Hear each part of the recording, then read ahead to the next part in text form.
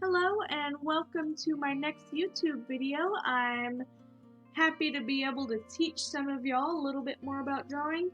Before we continue, I would like to apologize for any sound quality issues we may have. I just got this new microphone that I started using. I believe I used it in the last video and I got it to work alright, but for some reason today the sound quality is just a little different and I can't figure out why. So I'll try and make sure that you can hear me the best you can. If not, I'll get some subtitles or something, or I'll just re-record it all together. So what we're going to be learning about today is proportions. Now, before we get into any specifics on body parts and how to draw a person, because that's what we're doing today, we're focusing on people, just so you know. You gotta learn how to draw the person, okay? When you first start out drawing, whether it be realistic people or anime people, you don't really have this problem as much with cartoon people. Cartoons just defy any and all laws of appearance and physics. But if you're wanting to go for a little more realistic approach, it's really easy to draw one body part just barely wrong enough to make your whole drawing look kind of wonky. I used to have that problem all the time. I sometimes still have it now. Sometimes I end up finishing a drawing thinking, okay, well, I'm not happy with the way this person looks. I'm not exactly sure why. But that's why today is the first lesson. We won't be really doing any poses. It'll just be like how exactly the body looks in comparison to other parts of the body. You can use other parts of the body as a measurement to help the rest of the body look good. And we're going to start off doing that with using the heads of the body as a measurement. And I will show you in this next picture here. So we have our female model here, and we are going to focus on both today. Next, we're going to look at the male model. I won't talk as much about the male model because I'll pretty much cover everything on the female and just briefly point out for a second how it's different on the male model.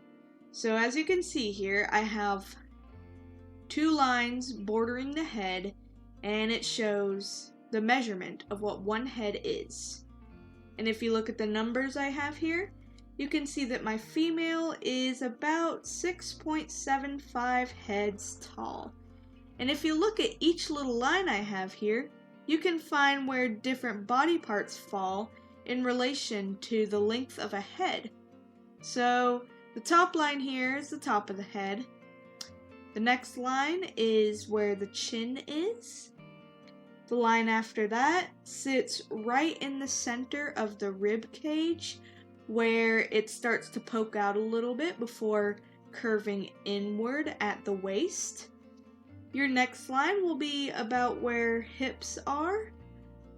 Your next line after that will be the very center of the upper legs.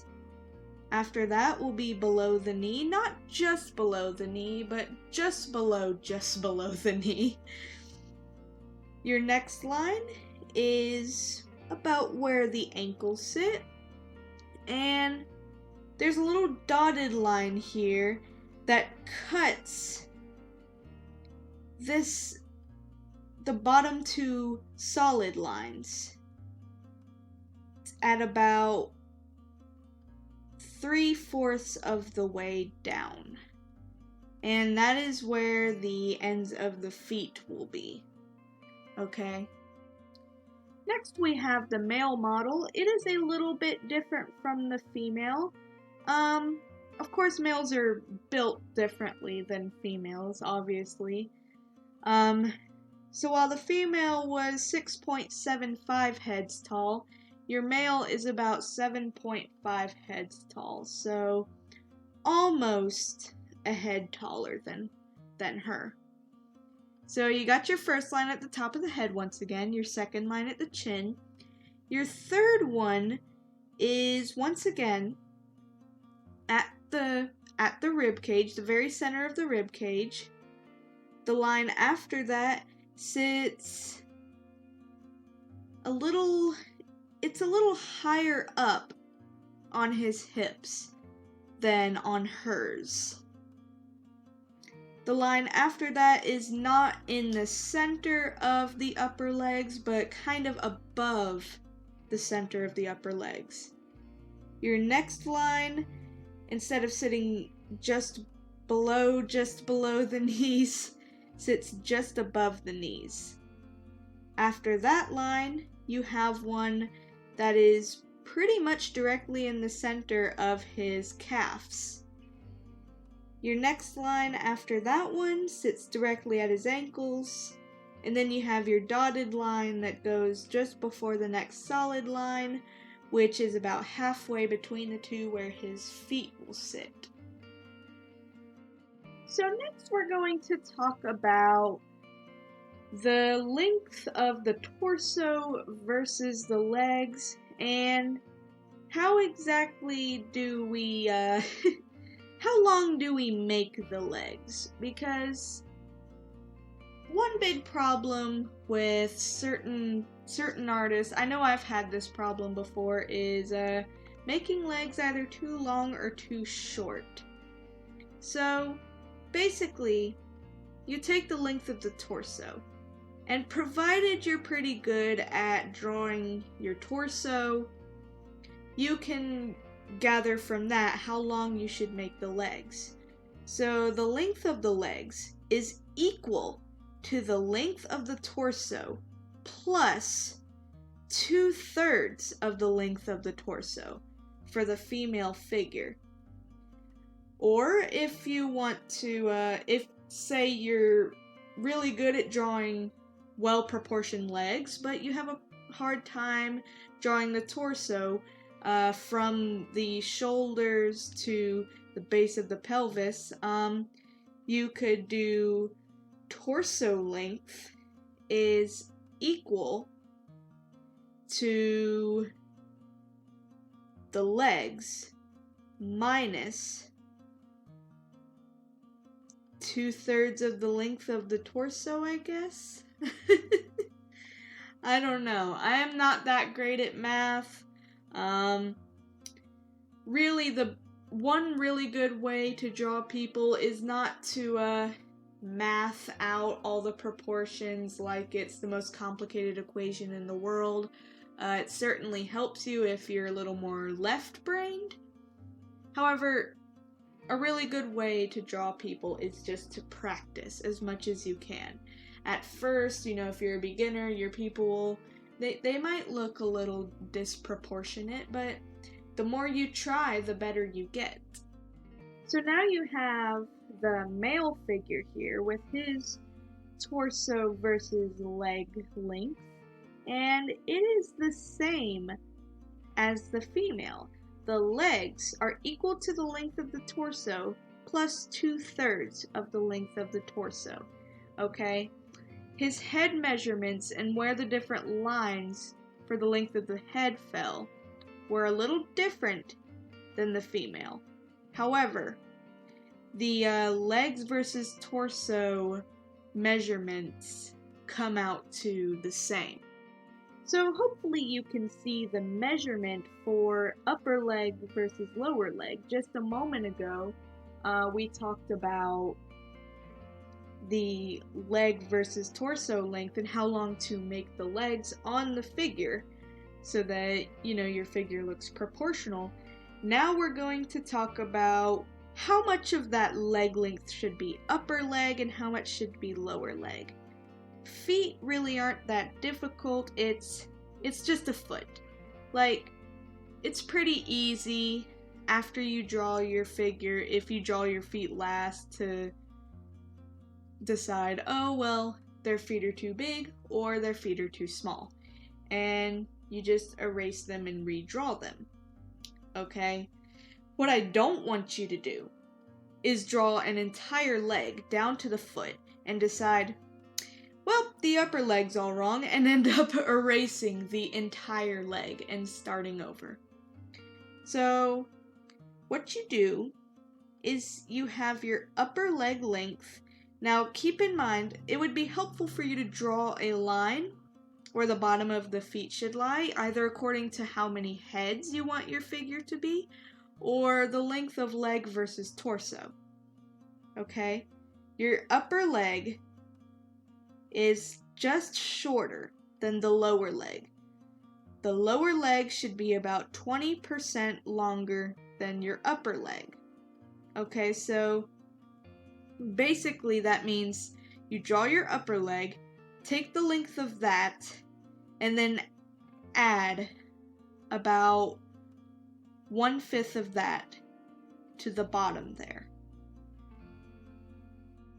And right here you can see that your male figure is basically the same. If you scroll back in the video a little bit and look again at your female figure, you can see that there's a little more curve in the leg for the female figure because females are naturally curvier than guys. It doesn't matter if it's a larger female or a really skinny female, they have curvier lines. It's just how they're built. Okay? But for the male, the length of the upper leg is also shorter than the length of the lower leg. And the lower leg's length is still 20% longer than the upper leg length. So, arm proportions for male versus female are a little bit different. It's not going to be like the legs where it was exactly the same. Okay? So you got your female figure here. You can see 3 light red, bright red lines. We'll just call them red and burgundy. You see 3 red lines here. The first one starts below the shoulder, where the shoulder sort of slopes inward a little bit and goes to the upper arm. You have another line where the elbow sits, and your last line is at the wrist. Okay? So, provided you've already drawn your torso and you've drawn it correctly, your elbow should sit right about where the female figure's waist starts to curve inwards. And your wrist should sit about where the hips curve outward and begin to meet the leg. Okay? And as for the length relationship between upper arm and lower arm,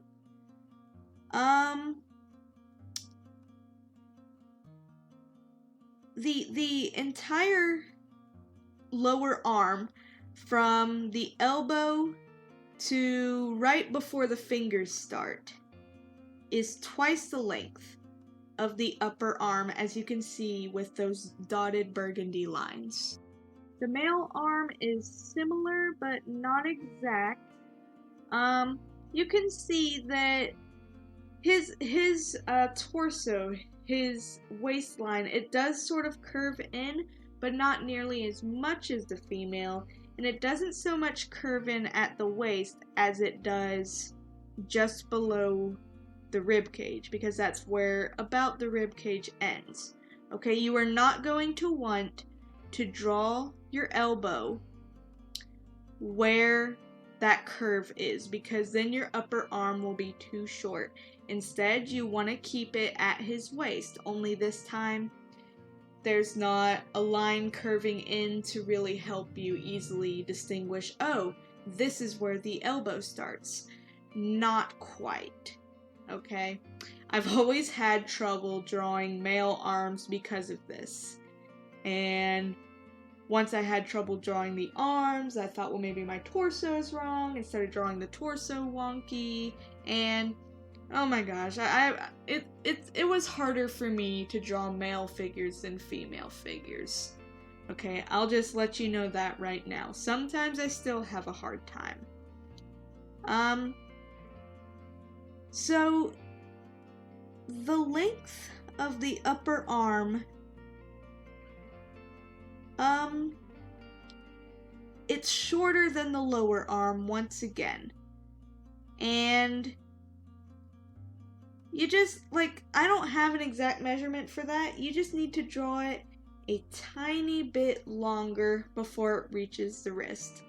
And the very ends of the fingers, if his fingers were to be just loosely hanging by his side, reach about halfway down his upper leg.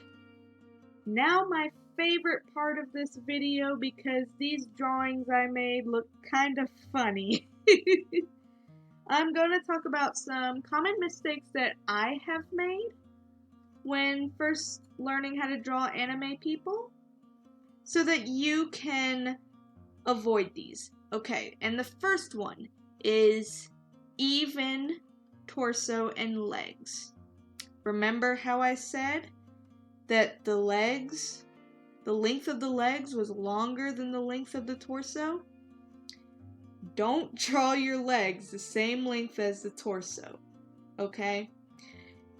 This is acceptable if you're drawing children, which we'll get into in another video, but when you're drawing adults, adults, they have adult bodies, not children bodies, and they need longer legs to help distinguish them, okay? Again, the length of the torso is not equal to the length of the legs. Your legs need to be longer.